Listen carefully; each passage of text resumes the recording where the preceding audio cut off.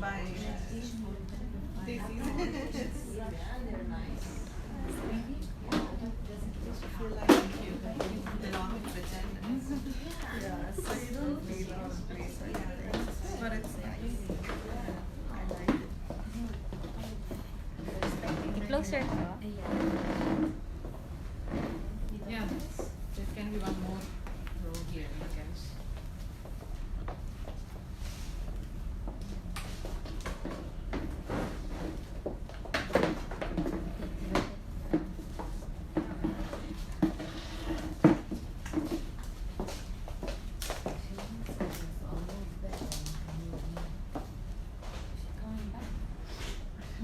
Maybe she's sitting there. Because it's a better view from here. It is. Oh, okay. You're not coming back here? I don't think. Alright, let's see.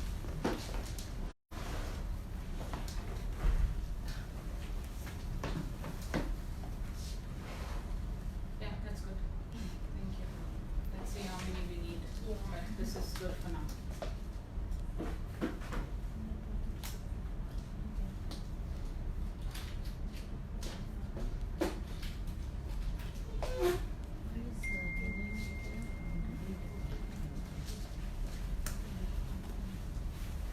Gina, we can start the screen.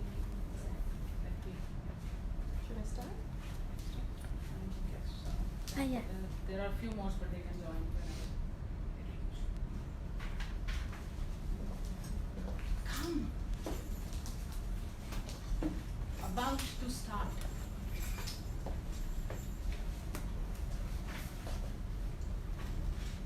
Please take a seat anywhere.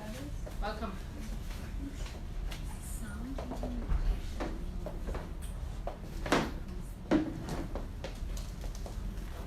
All right. Are we rolling, Sarah? Yes. Okay, awesome. All right. Thank you so much, everyone, for taking time out and coming here for this talk. I literally, I'm traveling back to US, and Dubai is that beautiful home that I will get any excuse and I'll stop by here. So I'm flying back to LA tomorrow, and I was like, let's have this talk. I've had some amazing experiences which I want to share with all of you. And as you know, the topic is bridging the gap, creating the mind shift, hypnotherapy, finding its place, reclaiming its place in medical science. I just wanted to know how many of you here belong to the medical field, anything related to medical field. Awesome. All right, at least I have some. In most of my talks, I hardly see the hands there. So, okay, all right. So, to start off the talk, just to give you a framework of what we are going to talk about today and how it's going to flow. I want to, how many of you have no idea what hypnotherapy is? Brilliant. Okay, fantastic. Please come in. Hi.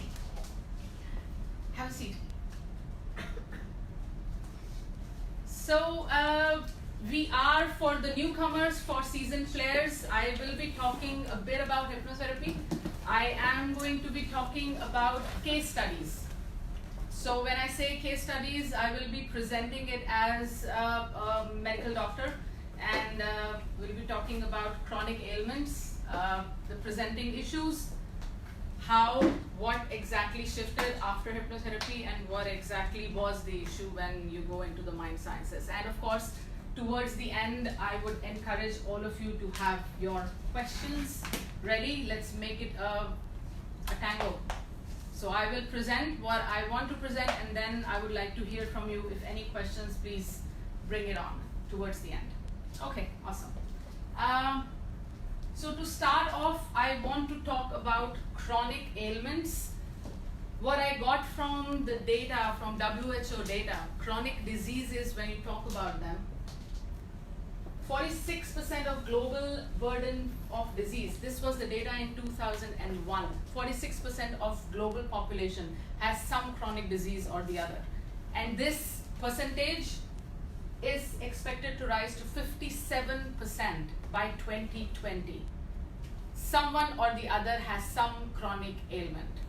And when we talk about chronic ailment, the broad category of chronic ailments, the top one are cardiovascular disease, heart disease, diabetes, arthritis, cancer, autoimmune disease, and obesity.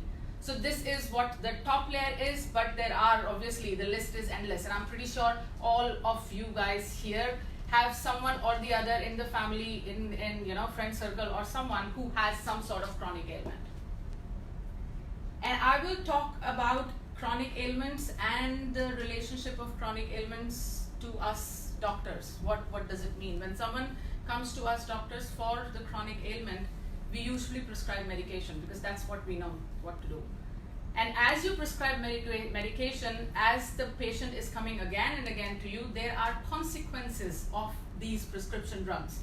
And you say it prescription, or there is a consequence to the chronic ailment as well. And number one symptom or consequence is, of course, pain in chronic ailment. 1 in 5, and globally, if you see the stats say 1.5 billion globally have some sort of pain or the other. This is the number one issue which brings people to the doctor. Anxiety, 284 million globally. This makes around 4% of global population which is suffering from anxiety. Depression, 264 million globally, and insomnia. These are the top 4 things which the patient has when they come to a doctor. Chronic ailment diagnosed, and then there is a consequence. I have pain, I cannot sleep, or there is anxiety, restlessness, or I am depressed. And as doctors, what do we do when a patient comes with this? Prescribe more medicines. But many of us go to doctors because of that reason. Exactly. We Many need of us something to demand do. that. I was having the discussion with my colleague, and she said, even if you don't want to write, sometimes there is a pressure from the other side that I want to feel better, so give me something. Write Especially some elderly medication. people, for example, Yeah, my exactly. parents, they are all the They time want to the it. doctors. If the packages is almost in the end, run away to the doctor. Yeah, they have to, because it is the survival mode, literally. Yes. If they don't take the medication, the body does not feel okay, of course. It's a temporary solution, isn't it? Exactly. Thank you so much for that. Absolutely. And this exactly was sort of my own pain point. So some of you know me, some of you don't know me. My name is Sonia. I introduced myself to most of you when you were entering the room. I was in Dubai. I was practicing as a physician in Dubai, a medical career of almost 15 years, where this started to happen to me and my patients, where I felt frustrated of just refilling prescriptions. When a patient comes and says, doctor, something is wrong with me, and I do all the tests and everything is okay, and I present the test report back, everything is fine, but doctor, something is wrong with me. That is a frustration for the doctor, because I don't know what is wrong with you and how do I treat you, because in the medical school I'm not taught how to deal with the other things other than what you see as black and white.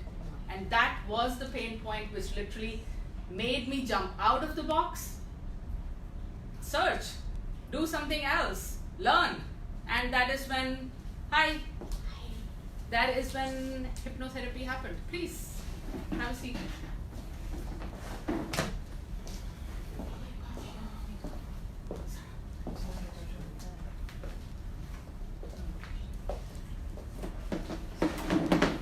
And this was around 5 years back, as I entered into the field of hypnotherapy, and somewhere understood that, oh wow, there is a solid connection between mind and body. Perhaps the entire world knows it, but we doctors somehow don't know it. Or if we do, we don't know how to go forward with that. Okay, what do I do? Okay, there is a mind and body connection. What do? I just know how to write prescription. And with that science coming over, and as I started practicing, I was the only doctor here who was doing both. You want a prescription? I'll write a prescription. You want to work through your mind? Let's sit on the couch and talk. And it was amazing for a doctor to sense that my patients were going prescription free. Chronic ailments. The burden of the prescription was deflated to perhaps 10%. What was getting more and more was starting, I am feeling good. People were coming out of depression. There is no anxiety. My stomach is feeling so much better. And those are the cases, just a handful of them, which I'm going to present to make you understand what exactly is the connection and why this science, this modality needs to be with us doctors. It's literally the entire world is learning it other than doctors. It's time, guys, to up the game. All right, so I want to start with the history of hypnosis first. Back in the 1700s, there was a brilliant physician by the name of Mesmer, Austrian physician, and he got fascinated by how the healings are done through shamans, and he just wondered how they work on it, and he started using hypnosis in his patients who had psychosis or who had, anxiety disorder and all of that stuff, and amazing transformations were happening. People were looking at Mesmer like a wonder, and the medical field shunned him. They took his license away, that you have gone cuckoo. And from there, Mesmer's work was taken forward by doctors, by surgeons. Surgeries were performed without anesthesia under hypnosis, amputations. This was where it belonged to us in the 1800s. Hypnosis was practiced by doctors, by physicians, by surgeons, and it was our forte. This is a study which is very interesting if you look at it. This was a paper published in the American Health magazine, and if you can see, psychoanalysis, behavioral therapy, hypnotherapy, 93% recovery in 6 sessions. 6 sessions. My God, everyone should know this. There would not be any suffering anywhere if we all know how our mind works and what crap gets created through the mind and the body gets the suffering. This understanding. And this study was done basically for behavioral issues. Recent publication, Harvard Health Publishing. And if you see these are just a few of the brilliant studies. This study was done in 2007. Cognitive hypnotherapy for depression. Efficacy of hypnotherapy in treatment of eating disorders. Mind-prepared hypnosis in surgery. Not only Harvard, John Hopkins, Stanford, Mayo Clinic, all these big daddies are right now advocating the use of hypnosis for conditions like anxiety, depression, eating disorder, IBS, to name a few. And there are amazing researches and papers written on all of this. This is me, UCSD, University of California, San Diego. Light is evidence-based therapy which has headquartered at UCSD, which is University of California, San Diego. And this therapy, which is a novel therapy, a hybrid of hypnotherapy and guided imagery, they had a pilot project, and under that pilot project, I taught hypnotherapy for the first time ever in the history of United States at School of Medicine. This happened just now in July, and this was a landmark. This is something which validates that it's time to merge this science in the School of Medicine. It's time. And this brings me to the cases. So I have shortlisted, because of the time constraint, I've shortlisted 3 cases, 3 very different cases. I'm going to present those cases. I will explain what exactly were the findings in those cases, what was pre and post hypnotherapy, and then I would welcome questions. Case number 1, insomnia. Almost 6% of global population suffers from insomnia. Some sort of insomnia. Either there is difficulty in falling asleep or staying asleep, or if you wake up, you cannot go back to sleep. So there are different types of insomnias. So this case, female 61 years old, she said, I have actually never slept well since childhood. Never slept well. And this sleeping disorder was getting worse since her pregnancy, since she gave birth, which was almost She was 35 years old, so 25 years of history. In the past medical history, born with VSD. For the doctors, they will know what is VSD. For the non-medicals, VSD is like a hole in the heart. She was born with that. There was surgery which was performed at age 4. And there was history of postpartum depression for her and anxiety. Current medical issues, blood pressure, migraine, and of course insomnia. She was pretty healthy, not obese, BMI was absolutely normal, and follows healthy diet, regular exercise regimen, and doing everything possible on earth trying to get sleep. Of course, medications were prescribed. Of course, she took medications. I mean, a person who has never ever slept properly, of course, she had tried everything. So this was the first case. Second case, migraine. Male, age 22, presenting issue migraine since last 7 years. And these are not migraine attacks of once a week. Every day he had migraine. Every day. And the pain score 6 to 10 plus. According to him, the migraine headaches were soul-wrenching pain. Every test was done, of course, including MRIs, everything. Result, nothing is wrong with you. But I have this headache, which is killing me. And the worst part of it, the more he would take medication, the worse the headaches would get. And of course, obviously, when you don't find your answers in the medical field, what is the next step which comes in? Depression. No one understands what I am going through, and when I keep on going to my doctor, well, you are depressed. Yeah, of course I'm depressed because no one understands me. And that is the frustration in the medical system. Again, as I said, that we are not taught what else can we do, though we want to, but what else can we do? So this was another case. Again, past medical history, if you look, very minor stuff, history of fall, age 7, near drowning episode around age 8, medical investigation including fundoscopy, which is the eye checkup, and MRI scan, everything was normal, medications, none. This is the second case. 7 years, non-stop headache. Third case, thumb sucking.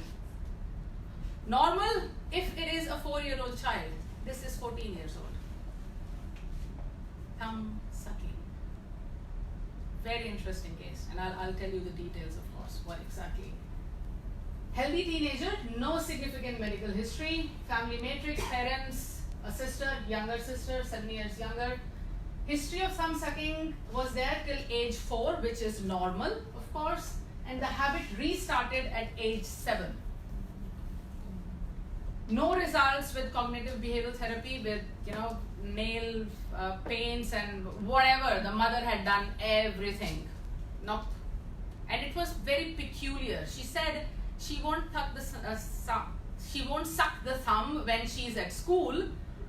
The moment she comes home, the thumb will not leave the mouth. Very interesting, and I'll let you know what exactly was the story behind that. Of course, this is like addiction, habit.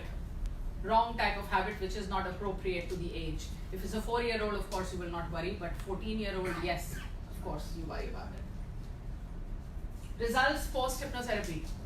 Case 1. First session, insomnia corrected. I'm not kidding. She's sleeping like a baby. Never slept in her life. She's sleeping like a baby. First session. Able to fall asleep easily. If she wakes up at night, she is able to go back to sleep. Third session, reduction in social anxiety and clear boost in confidence. And right now, I'm working on her for her migraine because she has migraine as well. Case 2. First session, migraine from score 9 pre-session reduced to score 3 post-session. Fifth session, migraine frequency from daily reduced to twice a week with a maximum pain score of 3. It does not go beyond 3 anymore. 5 sessions, that's it. Third case, 1 session, thumb is not going in the mouth. Done. So what is the magic? What is hypnotherapy and what does it do, and how can we correct such chronic ailments? What What is the missing link which hypnotherapy gives? To make you understand that, I want to go to the board now. Just to get an opinion, what do you all feel makes us humans different from the rest of the species? What do we have which other species don't have? And with the mind comes? Absolutely. Thoughts.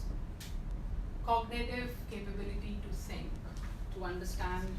And research has shown that on average, human beings, the mind generates around 50 to 60,000 thoughts in a day. It's like a computer, non-stop. Right now, it's still working, of course. If I ask you, perhaps last week or last month, just think of maybe a beautiful family dinner or an evening where you were so relaxed, something really nice which you remember. Or it can be a memory where you're like, oh my God, that was the best day in my life. The moment you think about it, what happens to you? You feel also. You feel, I wish. I did the same when after 1.5 years, I used to stay in JLT. Today when I drove here, I looked at the water, I was like, I was here. That was so beautiful. I went back into the past. And of course, that thought of the past, it generates emotion. And of course, if the thought is good, the emotions are good. You feel good. Now think of it the other way around.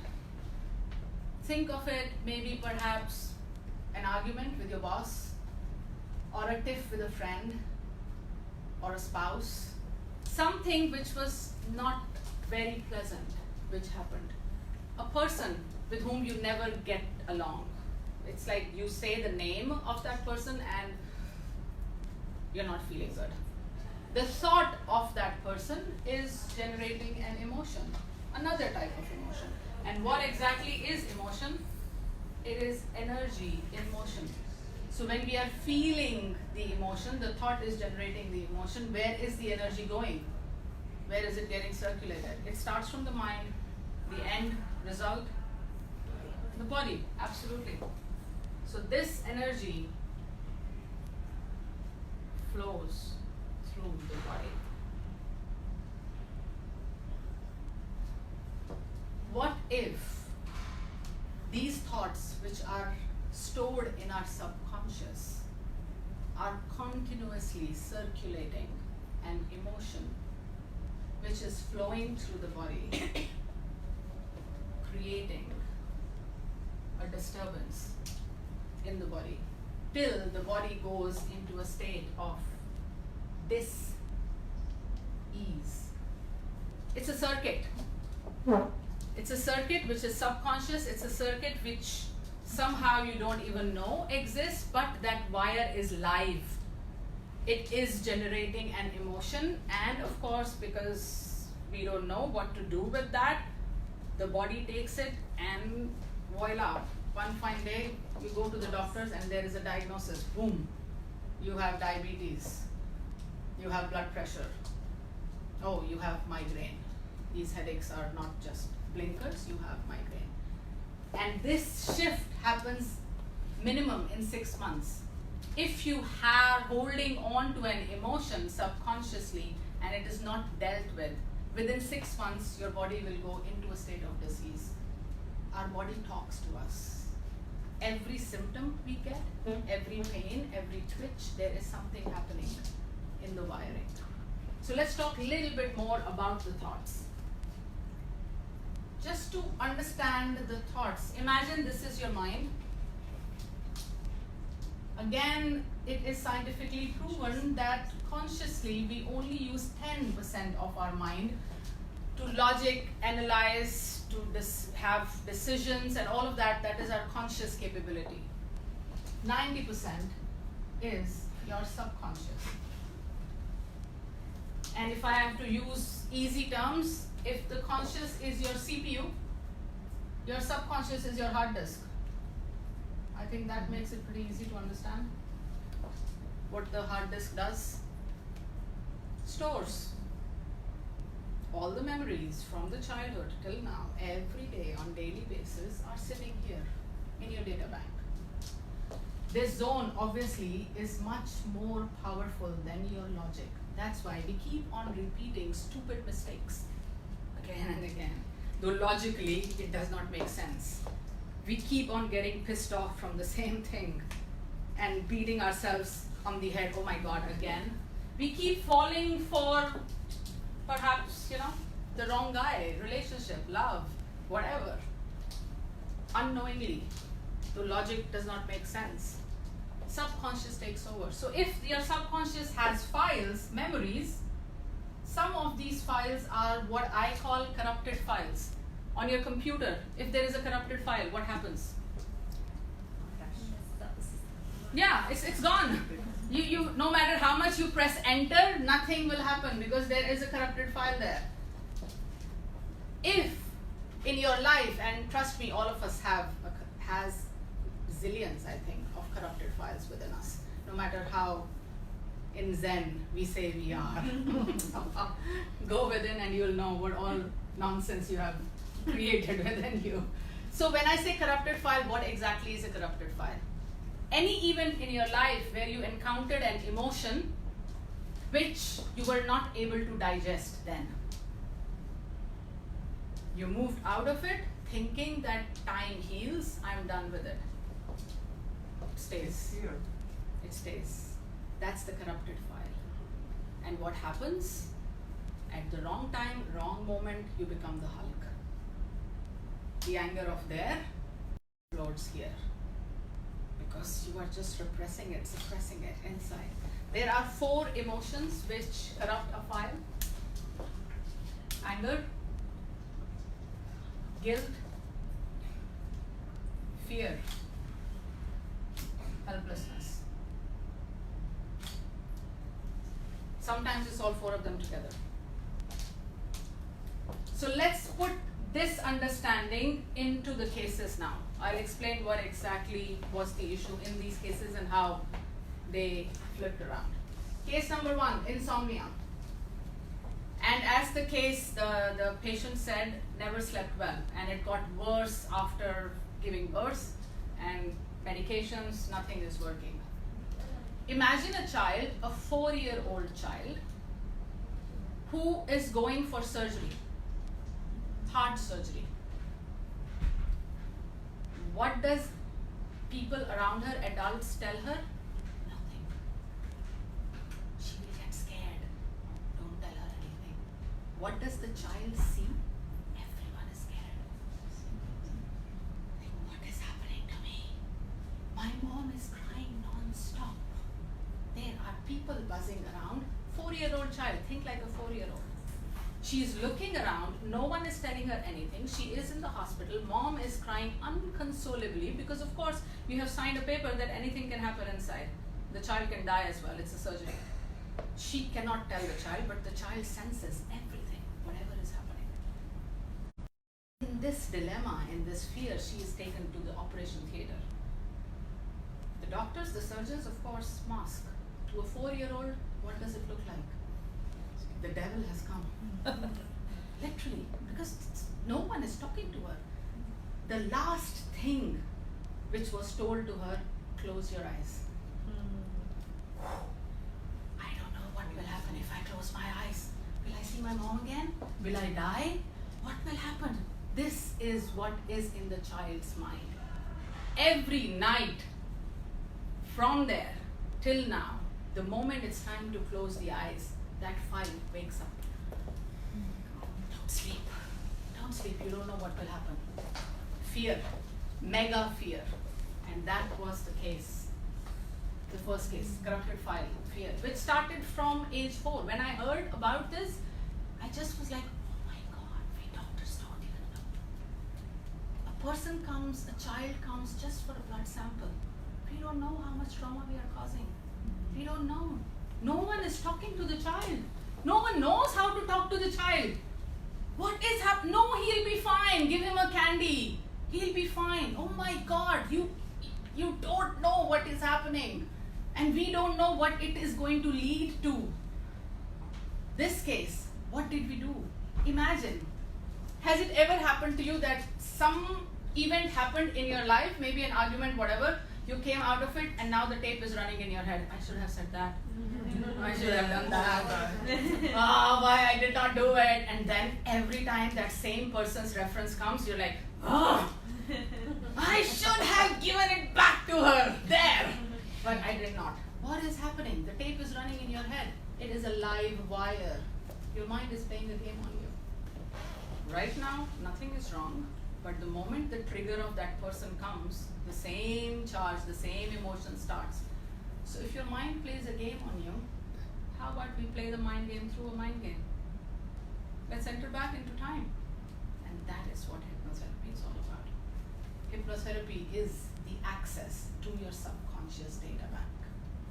Hypnotherapy is altered state of mind where you can access the repressed memory, which are the reason, which are causing the dis-ease in your body right now. And not only to just understand it, fix it. What did you want to do back then? Punch that guy, go and punch him. Do it in your mind, find your closure, release the emotion. Whatever is inside of you, the live wire, diffuse it. And that's why hypnotherapy is so powerful. It is much, much more stronger in results than CBT or any other therapeutic modality because they work here. They will tell you if those urges come, if that comes, do this, do that. But the file is sitting here. Till you give that part the closure, that wire will never get diffused. And that's what we do in hypnotherapy. It is land, by the way. It is not mind control. That is stage hypnosis. That is what magicians do. We don't turn people into chickens. We are doctors. We treat patients. But for a change, instead of treating the symptoms, we treat the cause. So what did we do in this session? But not only doctors do hypnotherapy. Yes, That's the I question. want to wake up the doctors because the world is doing hypnotherapy right now other than the doctors. And that's why I use the title Reclaiming and Bringing It Back because it was part of the medical field. We need to, for the better of our patients, we need to bring it back. And our patients are way ahead of us. Alternative healing is like gone like, I don't know. Everyone knows they are doing something and they don't want prescriptions. So we have to up the game, of course. So what did we do in the case 1? Your subconscious is like Google. You enter, you type. Take me the first time ever. I felt, whatever is your symptom, anxious, whatever, or could not sleep, whatever. And it listens to you. It will take you back into that memory. This is from where it started, the live wire. So she went back, age 4, where this is what she was seeing or whatever. What do you feel the child, or what could have calmed down the child? Just think like normal human beings. What could calm down that child who is like, no one is talking to her, and there is a surgery? Any suggestions? Any thoughts? With the mom talking to her. Mom talking to her? Anything But else? didn't they do that in the first place? She was too scared. She was just crying. She was just crying. She felt as if she is going, a hug? Absolutely. Anything else? A very simple sentence which we all use whenever a child is crying. It will be okay. It will be okay. It's okay. Reassurance. You're just going to sleep and you're going to wake up and I'll be right next to you. Mommy is right here. It's going to be okay. But mom was, of course, overwhelmed herself. Yeah. She just did not know how to, and somehow the father was absent. What did we do? This is what the child wants to hear. So did you find this out by talking to her while she was in In the zone. Yes, in her subconscious. Yeah. It came out from. Yes, exactly. So the state is you are sitting with your eyes closed and in that deeply relaxed state, as I said, you type on Google, go to first time ever, you felt this. Where are you? I'm 4 years old, this is what is happening, I'm so scared. And so this was the live broadcast of where she was. She traveled back in time. Because here, that is the live wire. This is creating the dis-ease in her. Now we found this is the reason. How do we fix it? Again, as I said, your mind is playing a game. That event is over. Why is it creating a havoc right now? But it is. So you play the mind game through a mind game. And what do we do? Like many Star Wars or sci-fi movies do. You bring the adult of now to meet the child of then. Magical. Magical. You yourself telling the younger you, it's okay. I'm here. Holding the hand of the younger you who is so scared, just whispering in her ears, I'm going to stand right here while all of this is going on. Just sleep. And that is exactly what she used to do. Every time, every night she's supposed to sleep, she would close her eyes. It's okay. Let's sleep. One session. Beautiful. Only one session. One session. Sleep. Because this wire, whatever it was, the fear was coming there. Now, you would say that, so why was it continuing? Whatever you store in your subconscious, it's like a Xerox machine. Fear of unknown. Whenever there is an unknown situation, this fear would just multiply. Get more and more and more and more. And that was at the max when she became a parent. You don't know how to take care of a child. And with that, with the insomnia came depression as well. With that came anxiety as well. So, of course, migraine started there. So right now I'm working on the migraine, but insomnia, one session. The connection, diffuse the fear. Connect the now and the then. Again, as I said, your mind is playing a game because that part is done. Then why are you bothered right now? But you are. You are. Your body is giving you a signal. You just can't sleep. Whatever she does, yoga or pranayama or whatever, no sleep. No sleep at all. And she's sleeping like a baby. This is case 1. Case 2, migraine. If you recall, age 22, 7 years of migraine, non-stop headache. History, corrupted file. You go in, let's see what your subconscious tells you. Remember, all the logical answers to your illogical questions are within you, in your data bank. Why do I have this? Why can't I fix this? Let's dive in. Your subconscious will tell you why you don't have it or what is blocking it. So in this case, 7 years of continuous migraine, where did it take him? His subconscious showed a younger part of him, and I asked him, so how old do you see yourself? And he said, age 7. And then I asked, so how is this child looking? And he said, he's very upset with me. He's hitting me. And then I said, what is he saying? And the child was saying, I was trying to reach out to you since so long, and you were not coming for me. The migraine was a sign something is not okay. As I said, your body talks to you. There is something which needs your attention, which needs your closure, and the body can't take it, and that's why there is a dis-ease. His migraine was that thing. You need some closure. You need to vent out some emotions. And what was the story? Age 7 till age 11, molested and sexually abused. Could not tell anyone. No one there to understand. What do? You just hold it inside. A child. Because the fear is, I'll be told it's your fault. Whatever. Thoughts, emotions, suppressed, suppressed, suppressed, till age 11, where he himself called the police and got this man arrested. The person is in jail. I think he got like a 20-year sentence or something. So then why migraine? He put him in jail. And if you recall, the history is 7 years. Not since age 7 he had headache. Since 7 years. So 7 years is age 15. Again, as a therapist. So what happened 7 years back? And he said that person was already in jail, and I got to know that as he was molesting me, he was molesting my sister as well. And that Now I can't control it. I want to kill that man, but he's already in jail. I keep on thinking of it and the rage is, what do I do with this? Non-stop headache, non-stop headache. How did we fix it? What do you want to do? I want to be face to face with this man. I want to give him a piece of whatever. All right. In your mind game. Do it. Find your closure. And that is exactly what he did.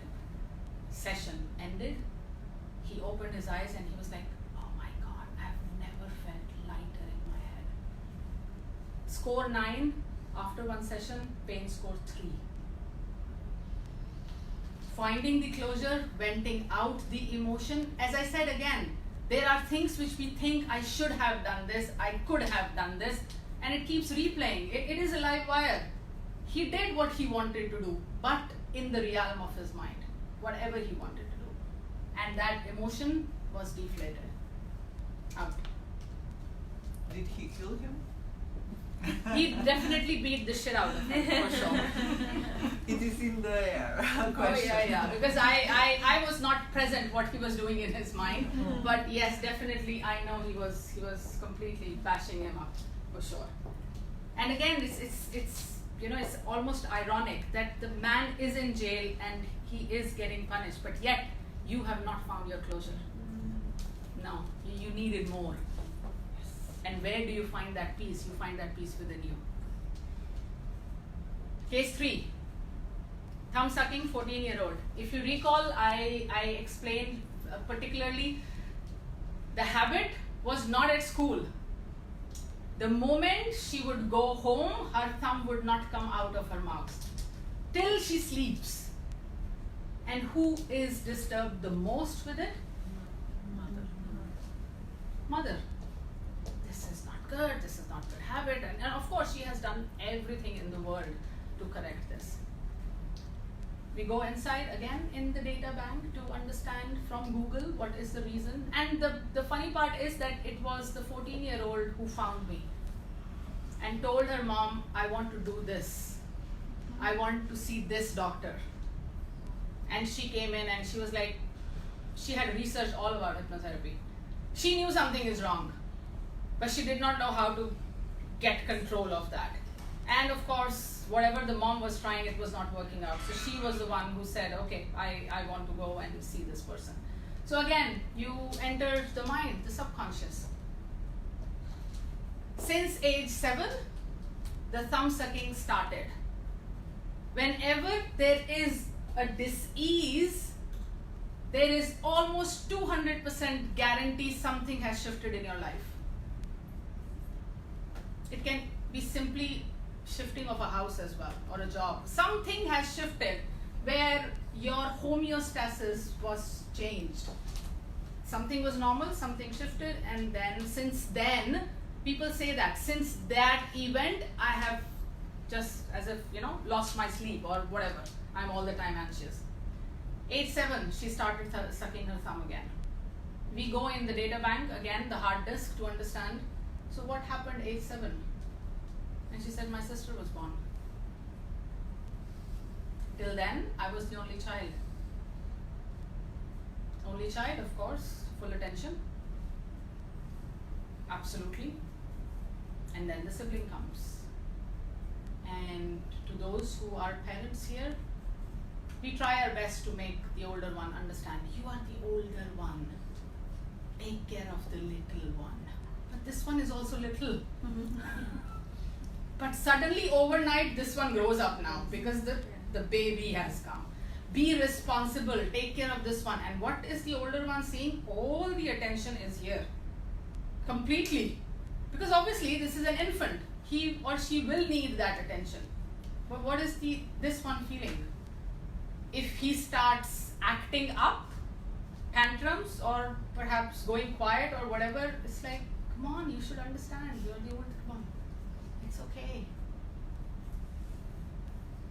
What happened with this one?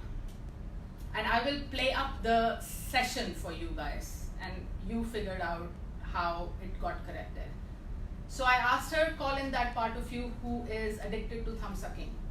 7-year-old came in. And I said, what is she doing? She said her thumb is in her mouth. And I'm like, okay, what happened in your life when you were 7 years old? And she said, my sister was born. I said, okay, so imagine your sister, baby sister is coming inside as well. Again, as I said, this is happening in the mind. Closed eyes and you're imagining this scenario. Mom is bringing my baby sister. Mom is carrying my baby sister. What is happening to the little one? Nothing. She's very happy to see her baby sister, of course. And I said just one sentence. I said, you as the 14-year-old, go to the 7-year-old, take her in your arms, go to mom, take your baby sister from her, and put the 7-year-old in mom's arms. What's happening? She's not sucking her thumb. All she wanted was mom's attention. Subconsciously, obviously. The moment she sees mom after school, now who is most disturbed? Mom. Constantly around her. That is what subconsciously the inner child wanted. I have full attention of mom. But the beauty is, the moment you understand the reason of your illogical behavior, you snip the wire. Now I know. The moment the conscious mind gets it, the power is with you. But if you don't know why you behave this way, or you don't know why you have that, you will be in the grip of that Xerox machine, which is your subconscious. She walked out of the room, which the session was done here at Illumination, and the mom next day said, I drove her back and she has not done this at all. What did you do? And of course, I'm like, she'll tell you if she wants to. But from a child, she became the 14-year-old, understanding the reason of her behavior, subconscious trying to gain the attention of the parent. And that was the third case. So I want to open the platform for questions, please. If anything came in your mind, yes, please, Faye. I just had a question.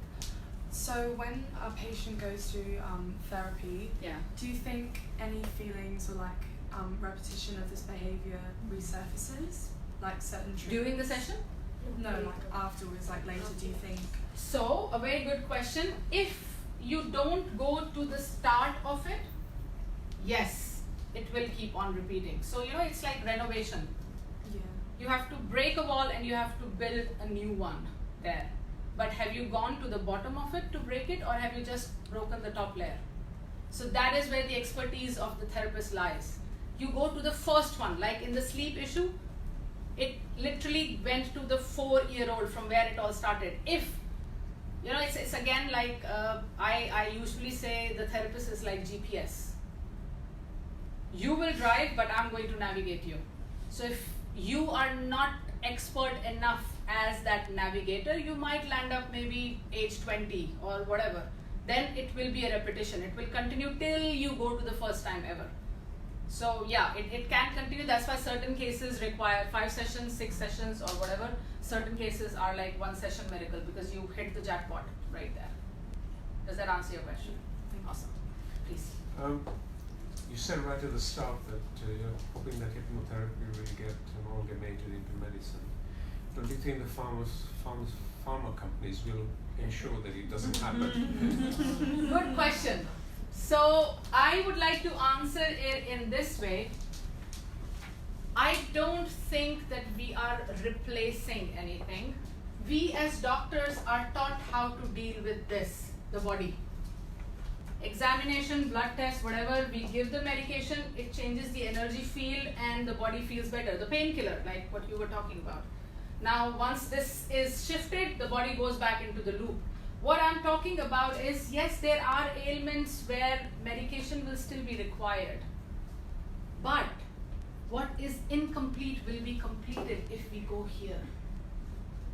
So it's literally, I won't say that, you know, medications will not be required, but when I was talking about chronic ailments, with the chronic ailments comes an array of other things, and what we do is keep on prescribing. So that is the burden which needs to be cleared by adding this. So once we start working with thoughts and emotions, the burden of the medications will be much less. They won't be gone for sure. I mean, if you look at acute medicine, if you have a heart attack, of course you will not come for hypnotherapy. So medicine has its place, of course, but chronic ailments are the burden right now. And those medicines are just leading to more medicines, to more medicines, to more medicines. And that is where I feel we need to up the game by not only working here, but entering here. So for example, the patient with insomnia, or there are patients with whom I have who came in for gastritis, IBS, and all of that stuff. Their requirement from daily medication reduced to perhaps once a month, which is huge in the person's life. You know, depression automatically gone because I can live again. I don't have to be worried that, you know, if I go out, will there be a restroom there? Can I drive long and whatever? Because IBS is a condition where anxiety makes you even more anxious in the gut, and the gut makes you even more anxious. It's like a loop. So that dependency on drug reduces, and that's what I feel is what is needed from the medical field, to fill up the void and bring something which was ours. Put hypnotherapy back in the system, because this was ours in 1700s. More questions? Yeah. Is there a hypnotherapy that makes you remember your past lives? If you believe in that, like I don't believe it or disbelieve it, but I hear a lot of sessions about hypnotherapy that makes you go back to your past lives, and I have no idea if that makes sense or. Yeah, when I studied this, I did my diploma in past life regression after this. Okay. I don't talk about it because most doctors don't understand it. Yeah, it's a bit spiritual. Yeah. But there are different ways of looking at it. When you say yes, it is spiritual, but when you're talking to the science fraternity, I would say your mind is creating a story. If a story can heal you, what is your problem? Past life, you want to validate, don't validate, does not matter. There is something which is happening in your mind which is bringing ease to your body. Go with it, flow with it. So this is how I talk to the medical side. But yes, of course, people who are into a different realm of, in the spiritual world, that yes, I do practice this. There are amazing cases which shifted with one past life regression. Amazing cases. And there was one who was 14 years old, one session. Anxiety gone. But is it real? Do you believe it's real? Or? As I said, it's the person tells it's real or not. Yes. Your mind created that scenario. Okay. Your mind said I was stabbed. Your mind said I was wounded. So you tell me it's real or not. So it's a very personal question, I would say. But again, the whole idea is through the mind you are correcting some dis-ease in the body, whatever it's showing you. So yeah, it works. You can go deeper and deeper into it, of course. Yes, please.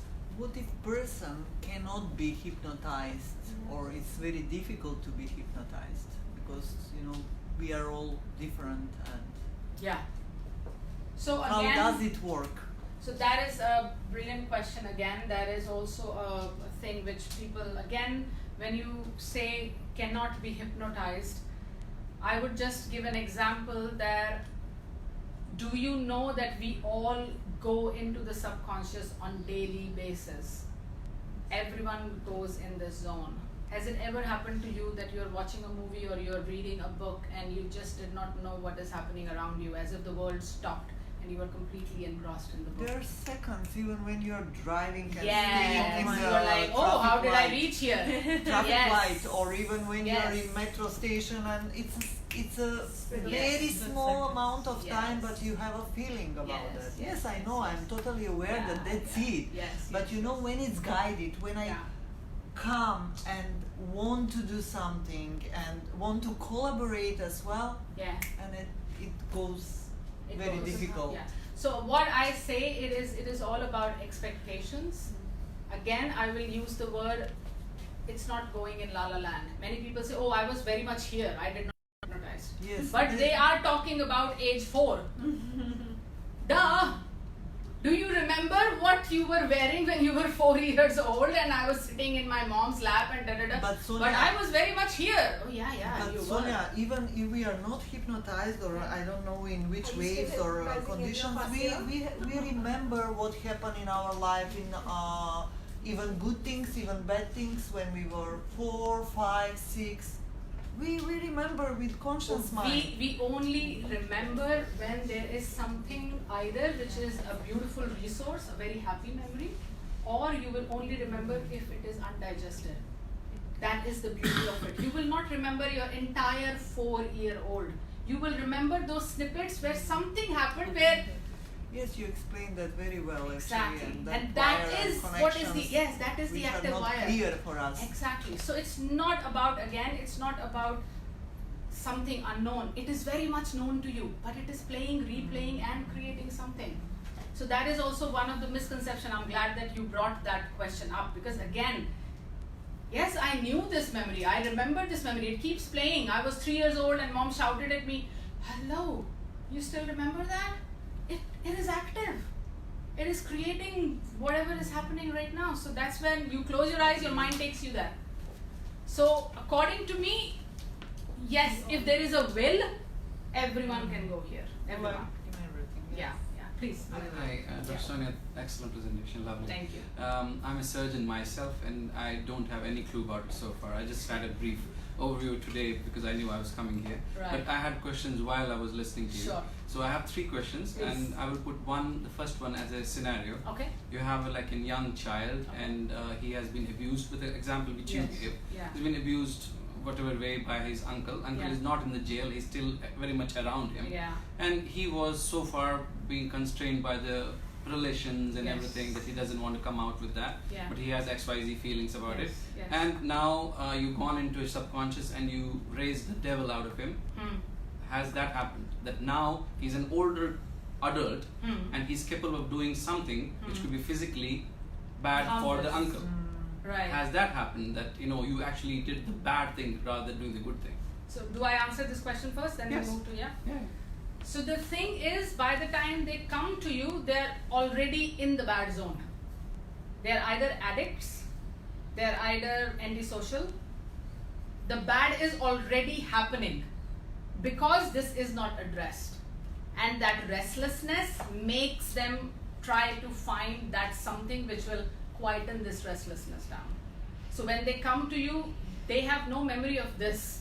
They will not talk about the abuse. They will talk that, I just don't know why I say, if it's a female, why I keep on just eating cookies and chocolates. I don't know. I just go to the kitchen and then I just want to binge. It's crazy. Why do I do that? Because that memory is repressed. That it is coming from there. So what hypnotherapy does is, when you go in there, it actually bursts the balloon. It does not create more balloons. It bursts the balloons. When you come out, you just feel so much at peace that something has shifted inside of me. As if some weight is just lifted, which I was carrying, and I kept on bouncing from this to this to this, trying to find that peace and actually doing self-sabotaging or self-destructive behavior. So these people usually come with addictions, eating disorders, depression, anxiety. There is always a story when there is a chronic something happening which is not okay. And what's the chance of reaching to the corrective measure in that sub-trance state? Do you get always a measure that you can reach to the cancelling factor? Or is it way that he has something but there's no absolute way to correct that? So again, as I said, the subconscious is like Google. Put anything. It always takes you there. It is like, and again, many people say, what if it's a traumatic memory? I don't want to go there. You don't have to go there. You went through it once, you can definitely view it to close it right now. You went through it as a child, now you're entering as an adult. And as an adult, you are going to help this part of you who is still stuck and trapped in that trauma in your head. So it is literally 100%. When you enter into the zone, you are bursting the balloon. this balloon which is creating a havoc in their lives. And the symptoms showcase in so many ways. I mean, I have done over 1,000 cases now where I have dealt on patients through the mind, different physical or mental ailments, of course, which we diagnose as ailments, but it's so common, like say anxiety or depression. There is always a suppressed emotion. Always. I did not get my closure back then. I just don't know. Sometimes it's the smallest thing. The teacher slapped me. I did not do anything wrong. And since then, I am like a tyrant whenever there is authority in front of me. I go head on and I axe my own foot, because now my boss is not giving me the raise, or my friends are not taking me out or whatever. So the core issue is that child who was challenged by the teacher now takes over, and the adult is just 10%. And now starts the self-sabotaging behavior. So all the answers are within us, and it's about deflating what has been causing the havoc. Can I ask a second? Yes, So please. now I have a patient who already has a known pathology, which we Okay. know as current doctors that Yeah. he is having this XYZ, Yeah. which is not a emotional or a psychic based disorder. Okay, okay. And we have a pathology we know. Yeah. As this field, how can this be an adjunct to our current thing? Giving an example. Brilliant. Thank you so much for asking that. So when I talk about emotions and these core 4 emotions, if you all agree with me, you would know that each emotion, the frequency can be measured. Now we have instruments that if someone is angry, if you put the electrodes, you can actually map, like the EEG. So the frequency of anger is, say, like this. The fear might be like this. So each emotion vibrates at a particular frequency. In our body, each organ vibrates at a particular frequency. So when I see patients with anger, I'm almost sure there will be something in the stomach. Almost guaranteed. They will have either gastritis, reflux disorder, or something is happening in the stomach if I'm dealing with anger. If it is fear-related issues, it is mostly the kidneys. So frequent micturition, or there is something bladder-related issue or something at all. So each emotion has a frequency which gets magnetized to a frequency which is in the organs. And that's how literally, it's like a person comes with shoulder pain. My question, knowing this, would be that not, of course, since when are you having this and all, of course I will ask, but I will also ask, so what exactly is burdening you in your life? Whose burden are you carrying on your shoulder? And they break down. They're like, yeah, my father died or whatever, and I am carrying the burden of my entire family. There is an emotion right there. I'm not denying that there is, arthritis or whatever, but that is here. It has happened because all of this was circulating all the time. So we are going to do the physiotherapy. We are going to do everything. But to break the loop, we need to come here as well. We need to understand what could be that emotion which is generating this disease. So this leads to my third question actually. Yes, related. please. Yeah. Do we have a case selection bias Yeah. of the patients you select, Right. or is your theorem applicable to everybody? Because all the cases which we have talked about are known, like stress, gastritis, Yes. kidney disorders, shoulder pain, all this. I'm Yeah. talking about CA pancreas, Okay. CA prostate. Now I have a pathology, but Yeah. he's not surgically salvageable. Right. He's on chemo only, and Right. I'm not again talking about the psychological aspect of depression because of that and all. But can you help the disease per se? For that, I will have to go into the metaphysics. There are cases where cancer was reversed. Many cases. But again, for me to focus this talk for the medical fraternity, I just wanted to establish that mind and body connection. But yes, when you talk about cancer, when you talk about terminal illnesses, there are books written on that. But Where- there have been cases. There have been cases, yes. And it was purely by working here that things were miraculously shifted here. But again, I feel it is still quite far from the medical side of it.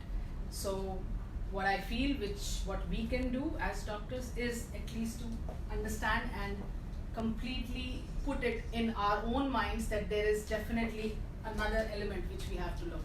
When we are dealing with this, we have to look at this, otherwise the patient will actually not completely recover. They will come back. I mean, I think you do bariatric surgeries, right? Are there cases where you did everything and then there was again weight gain or anything at all? Most of the time. Yeah, so I think you can see They the have a big connection. psychological component though anyway. No, This no, is no. lovely, this is beautiful. Yeah, so think of it now that surgery done, body corrected, weight came back. It's always here because this That's always wire is true, not. is that? Yeah.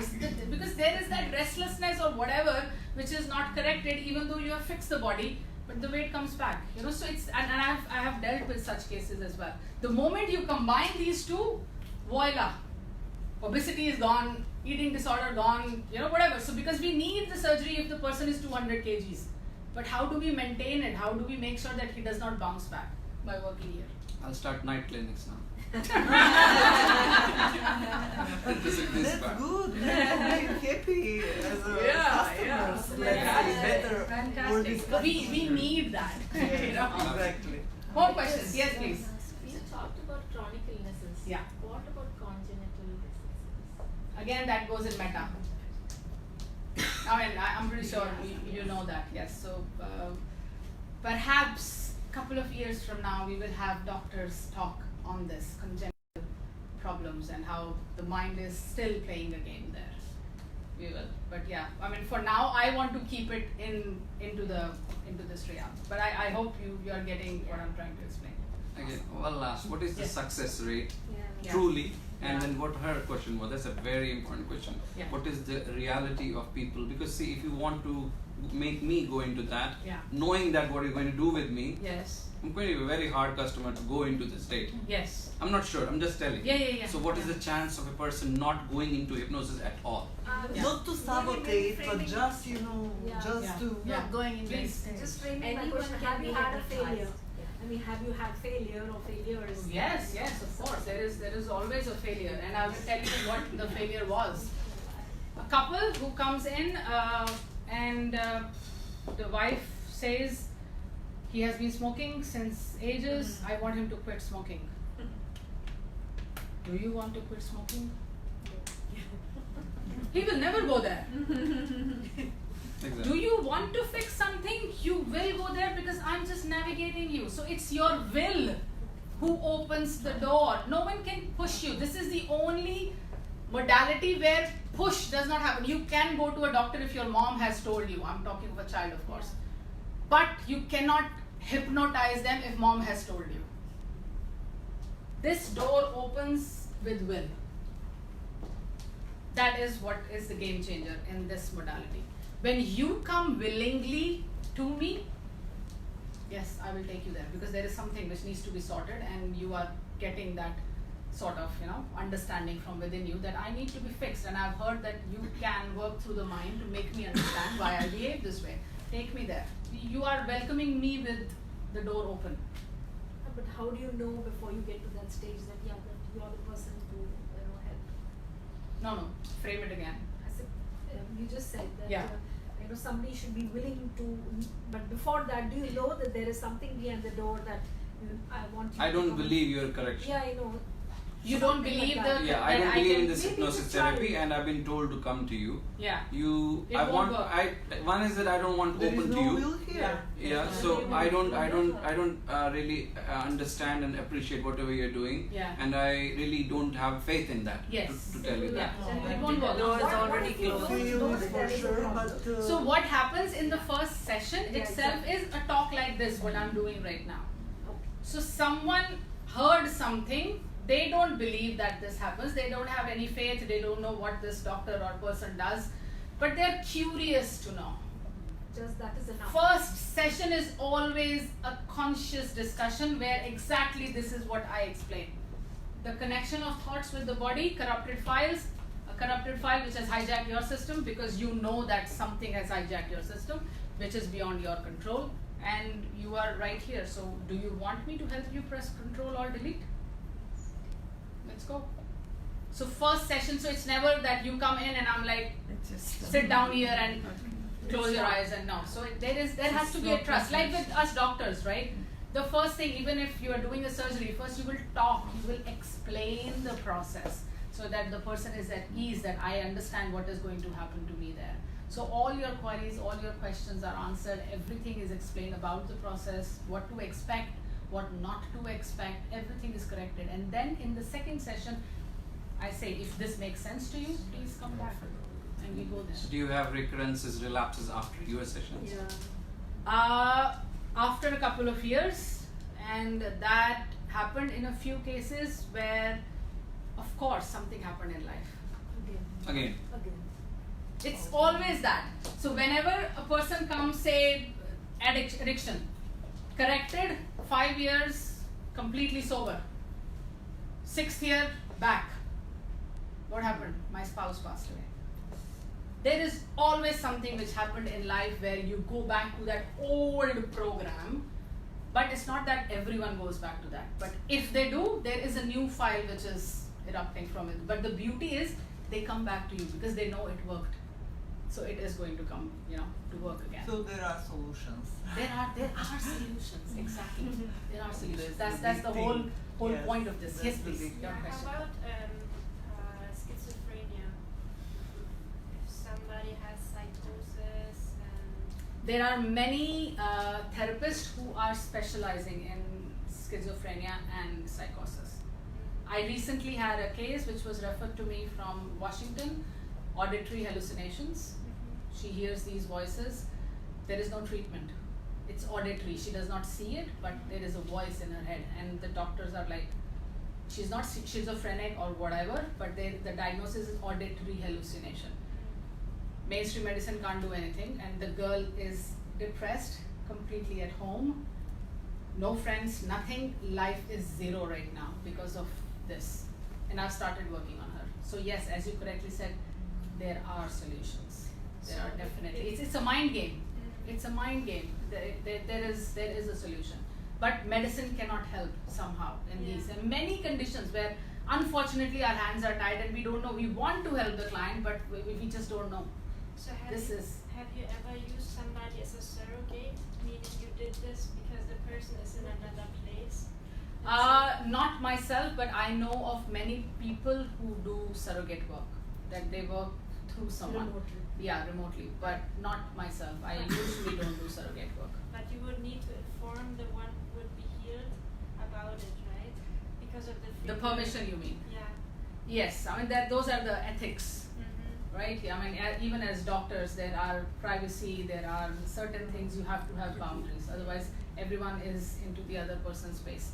We feel we want to heal the world or fix that one or that one, but does that person want to be healed, or is his or her own journey?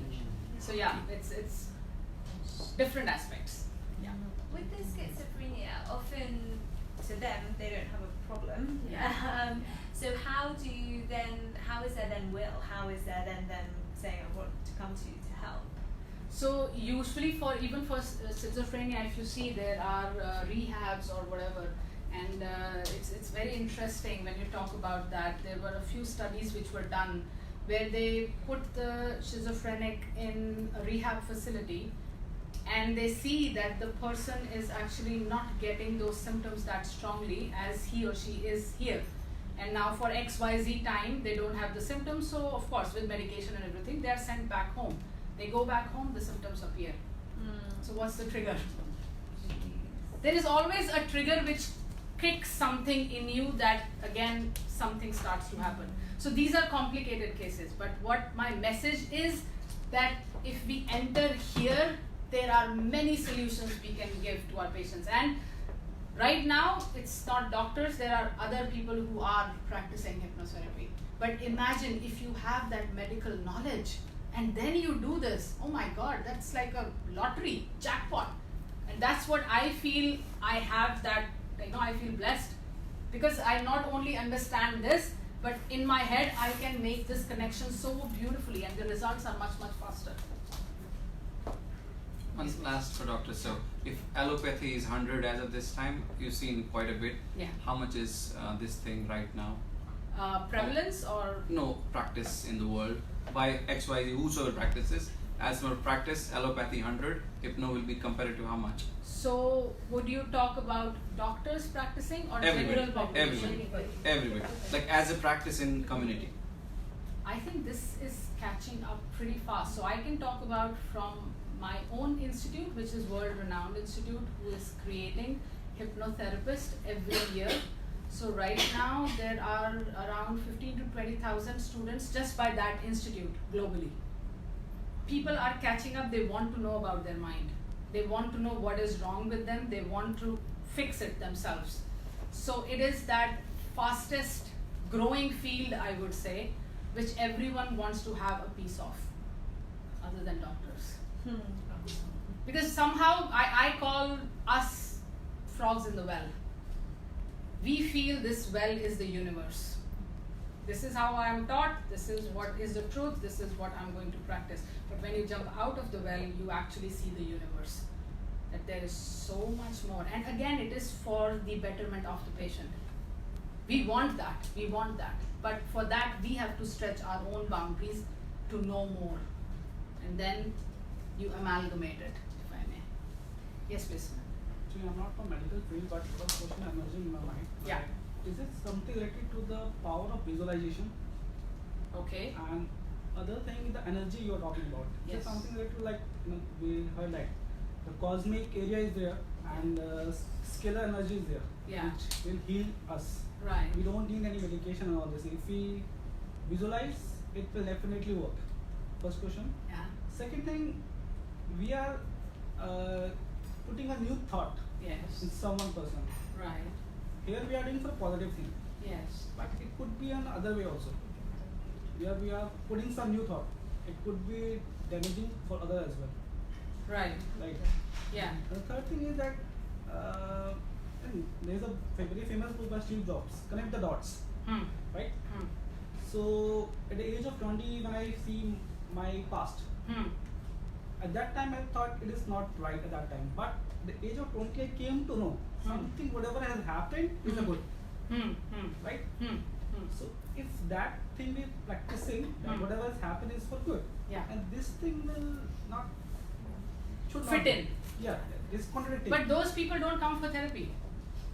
If But you, it in is the something. sense that when you see that the past and you say, well, actually it happened for good, it gives me peace of mind, then there is no dis-ease you are going through, you know. So this is for those people who have done everything correct, but still there is some sort of restlessness within. That I did, as you said, visualization, I did the energy healing, I did Reiki, Theta, everything I've done on the planet. But there is still something which is missing inside of me. What is it? So hypnotherapists also, so that's why they use these sentences to us that, you know, like you said, all will be okay. So this is what they say, whatever happens, happens for the good. Probably that was a sentence. Yeah. So the beauty is people say that be in the present. Be in the present, don't think of the past. Because there is no point going to the past, it is nothing but pain there. But the problem is you cannot be in the present unless you have closed the past. Every small reminder will take you there like a rubber band. And you behave the way which is not logical. You know, things happen like we snap, for example. And then we think, why did I behave like that? Whenever that happens, just remember it was a rubber band from the past which pulled you. Now, how much you feel it is damaging your present, that is what will make you come to a hypnotherapist that there is a corrupted file, I think, which I need to fix. Regarding the visualization, it is, imagine this is an unlimited source of positive energy. If it is Xeroxing the negative, of course, if you put positive, it should Xerox the positive as well. So you are planting positive thoughts here through visualization that, okay, this is what I want, blah, blah, blah. Imagine there is a part of it which is full of weeds and you are growing a garden here. What will happen? It will nullify. If you feel the visualization or, you know, the person who is doing visualization is actually taking them forward, that means the concentration of weeds are not that strong. You have dealt with it. But no matter how hard I try, I take one step forward, 3 steps backwards, there is something which needs to be dealt with. And these are usually things which bring people, you know, to someone who can give the access to the subconscious. And it is, it's amazing what all you find there. I mean, it's like studying it myself, I have gone there a zillion times. And every time I feel now it is fixed. I think now it's good. I just did my level 3 teachers training just a week back. And again, there was some nonsense sitting there. I'm like, oh my God, this one as well. Okay, let's fix it. Let's tweak it. Let's close the chapter. Let's release the emotion. Because we have lived. Every moment you live, you experience. You experience there is an emotion. How much of it were you in sync with? We don't know how much of nonsense is sitting here. Every time you go in, you are empowering yourself to stand tall on your feet, confident of who you are. Because you're pulling the resources from the past. And that's why this is game changer, I would say. The subconscious mind can differentiate between the positive thought and negative thought? Nope. What you put in, it will just Xerox it. It does not. That's why there is addiction or wrong behavior which keeps on happening. It is subconsciously just repeat. It's your hard disk. That's it. Your logic is here. Logically, I don't want to do this, but I keep on doing this. So yes, it does not differentiate. Whatever is there, is just there. What about current issues like if you have financial problems causing you depression, anxiety, or matrimonial, or whatever? How does that come into it? Brilliant question again. Whatever is happening here right now and you are unable to break out of it has a root in the past. I'll just give an example, a very short example. If you say financial issues, what I have seen in cases, where did it go to? As a child, growing up, say, in a family where there are, grandparents and everyone, and traditional minded or very conservative or whatever, the person every day used to hear, money is the root cause of all evil. Where is it going? Now as an adult, I'm trying my best to earn money, but there is a part of me is like, money is the root cause of all evil. No money, don't show off money because rich people are evil. So whatever we have gone through is actually the reason of the issue right now. And that's the irony of it. Because if at all it is the issue of the present, I should be able to move out of it. What is the anchor? Why there is an issue, I should step out of it. There is a what you call it, like a pothole. I see it, I should move out of it. Why do I keep on falling in it? Because there is a different force, again the rubber band, which keeps me pulling back, and I go back again. Back, go back again. Again, the reason is here. So not only chronic ailments, it's the answer to everything. Again, I did not take those cases because I was addressing the medical doctors, but yes, I have a lot of those cases as well, where people snapped out of it because you understand what is that anchor which is pulling you down. More questions? Is there a minimum age? So many people practice in kids as well. There is a different sort of training for kids if you want to practice on very young kids, but the only requirement is that the child has to have cognitive capability to think, to understand when you're talking to them or asking them to imagine and all that stuff. For me personally, I take 10 years and above because they are pretty sorted, they understand what exactly you're talking. For much younger, it's a specialty, I would say. Like, you're a pediatrician? No, GP. Otherwise, you're gonna work on the mom. Sorry? Otherwise, you're gonna work on the mom. On the mom. Yeah. Mostly the issues with the kids are the issues of the parents. The kids are just, and to end it on a lighter note, it's not always trauma. There is some good stuff you can do with it.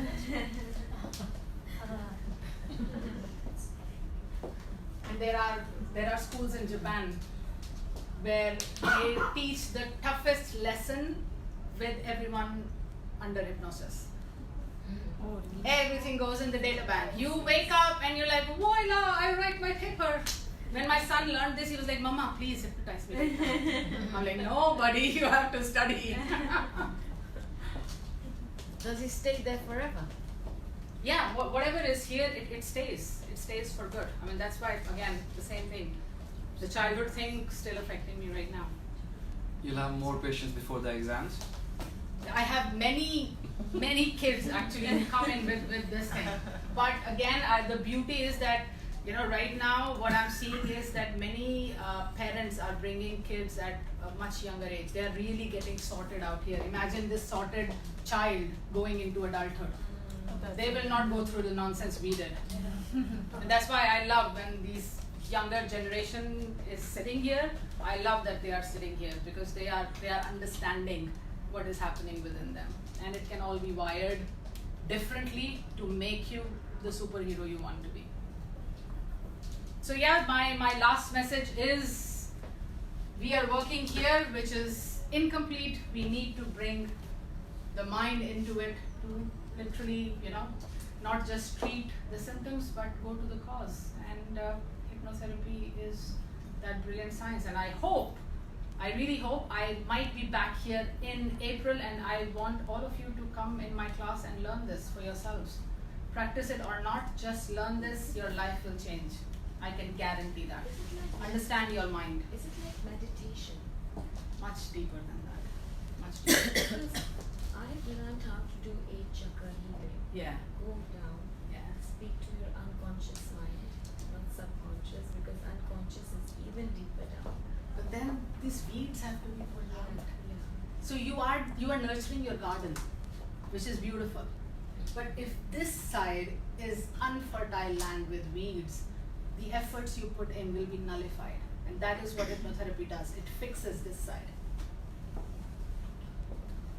Awesome. Thank you so much, everyone, for coming. Thank you.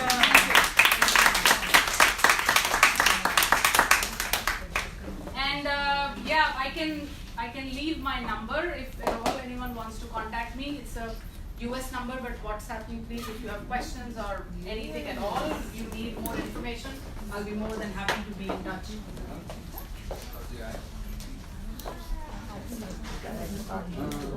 Oh my God, I went for something to bring back something. I went upstairs Now, US. When? What's happening?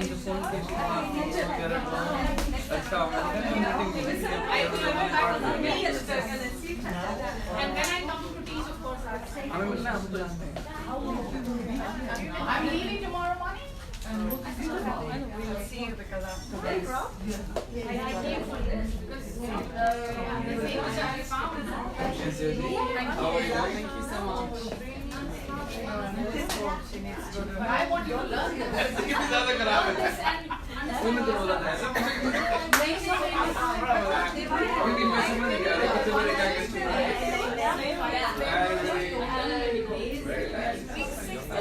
which is done okay. Just 3 months old. 3 months old baby. I'll do 2 levels when I come I heard you have clinicals to begin with, right? So the course is run here, but for How big is the class? for me, this is my passion. So How many? I In a will class, have- oh, that's year 1. Actually, there are 2 classes like that. In a class. No, so years, because in 2019, 20, you're back in one batch. Here, I learned at Illumination. My teacher, yes please, yeah. My teacher is the CEO of the institute here, and now he does not teach all levels. Does this save only on Facebook or it can be save as a message we can send? Yeah. We will ask a link from the marketing team and we will send it to the consultant.